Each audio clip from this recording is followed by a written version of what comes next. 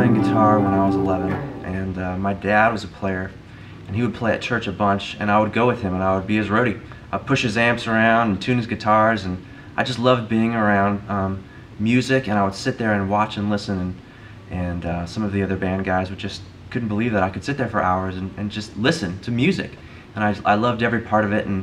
And once I turned 11, I just asked him to start teaching me some chords, so he taught me the G, C, and D chords, and started learning the worship songs that we were playing at church, and that was always fun for me to be able to play songs that I would hear on Sunday morning.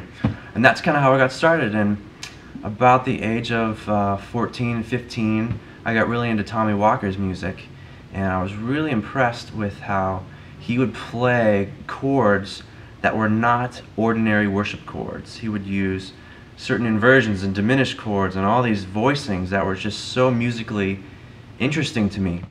I would stay up for hours at night, and I would play, and I would just learn songs, and I would practice, and I'd really developed. I realized, I didn't realize it then, but I realized now that I was developing my ear training, was that I sat down and I learned note for note what he was doing, and I wasn't like, well, that's the same note but it sounds a little bit different. No, I figured out exactly how he was fingering it and why it sounded. It wasn't like I'm going low, but he kind of made it sound, he's kind of staying in the mid-range section, so I figured out exactly how that worked and why he did what he did. And there were certain times in my life where I didn't even want to go outside and play with my friends or do sports or whatever because I wanted to play music, because I loved it. And it wasn't because I wanted to be this guitar player who was a professional or who toured the world or who played with huge acts. It wasn't about that for me. It was about the love of music, and it was fulfilling to me to be able to listen to a song and to play it note for note, because I don't think a lot of people can necessarily do that or even have the dedication to sit down and learn it.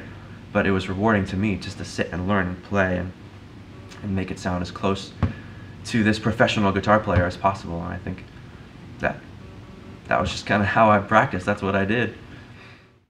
When I was about 15, 16, my family decided to start going to his church, which is Christian Assembly, and I got to start. I led worship there at the high school group for about 6 months, and I got to meet Tommy, and he heard me play, and he asked me to start playing on the rotation. And that was like a dream come true for me, because I'd been learning his songs years and years before, and so I got to play with him, and I learned a lot just by being under his leadership and watching him and how he orchestrates a band and how he writes songs and how his technique and all these things and how he got his tones was very interesting to me. And so I just spent a lot of time listening to his music and learning from him one-on-one. Then I got to record with him, which is an amazing experience here at Saddleback, actually.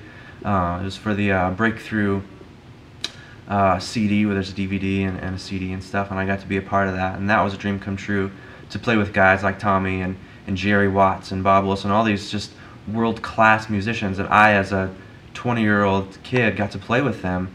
And so that was really where I fell in love with music. And it was hard for me growing up because I always felt really intimidated being so young in this business or this worship kind of thing. All these guys were in their 30s, 40s, 50-year-old professionals who played with everyone, and God gave me this verse, and it really changed my life. And it's 1 Timothy 4, and it's verses 12 through 15, and it says, "Let no one despise your youth, but be an example to the believers in word, in conduct, in love, in spirit, in faith, and in purity. Till I come, give attention to reading, to exhortation, to doctrine. Do not neglect the gift that is in you, which was given to you by prophecy with the laying on of hands of the eldership." And it says, "Meditate on these things, give yourself entirely to them, and that your progress may be evident to all." And that kind of changed my outlook on worship, and that music is a gift that I get to share with other people, and it's an opportunity for me to glorify God with this talent that He has given me. So I have wanted to become the best that I can be at creating sounds, at being innovative, at just making music that glorifies Him. And so that this verse really changed my life and how I lived and how much time I spent in practice, because it was like, well, I want everyone to see that I'm doing this for God, and I want to be the best that I can be, and I want it to be excellent. I think a lot of people feel like, oh, worship, Christian music is kind of the second rate, not as good as secular music, and I think that really bums me out because I think it should be better. I think as musicians we should be the best we can be, and so I spend a lot of time practicing and learning as much as I can. And sites like this that you're on right now, or I would use the web all the time. That's how I learned to read music. That's how I learned inversions. That's how I would investigate pedals, and I do tons of research on sounds. Yeah, so using the internet is a really cool tool to become better and be excellent at what you do as you glorify God. I've always felt like I've been called musically to edify the church and to be a part of the church and to lead people into worship.